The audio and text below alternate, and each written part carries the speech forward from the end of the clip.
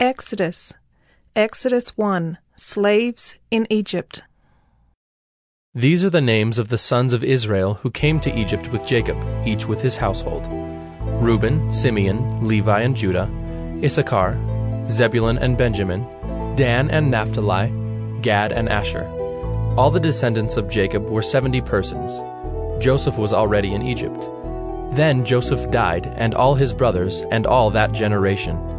But the people of Israel were fruitful and increased greatly. They multiplied and grew exceedingly strong, so that the land was filled with them.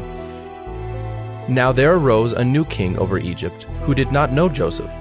And he said to his people, "Behold, the people of Israel are too many and too mighty for us.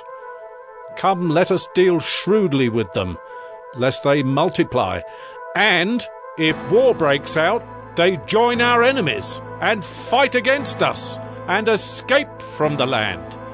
Therefore they set taskmasters over them to afflict them with heavy burdens. They built for Pharaoh store cities, Pithom and Raamses.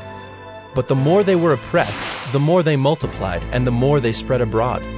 And the Egyptians were in dread of the people of Israel. So they ruthlessly made the people of Israel work as slaves, and made their lives bitter with hard service in mortar and brick, and in all kinds of work in the field. In all their work they ruthlessly made them work as slaves. Then the king of Egypt said to the Hebrew midwives, one of whom was named Shiphrah and the other Puah, "When you serve as midwife to the Hebrew women and see them on the birth stool, if it is a son, you shall kill him.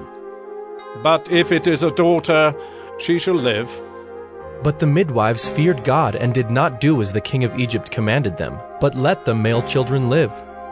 So the king of Egypt called the midwives and said to them, "Why have you done this, and let the male children live?" The midwives said to Pharaoh, "Because the Hebrew women are not like the Egyptian women, for they are vigorous and give birth before the midwife comes to them." So God dealt well with the midwives, and the people multiplied and grew very strong. And because the midwives feared God, he gave them families. Then Pharaoh commanded all his people, "Every son that is born to the Hebrews you shall cast into the Nile, but you shall let every daughter live."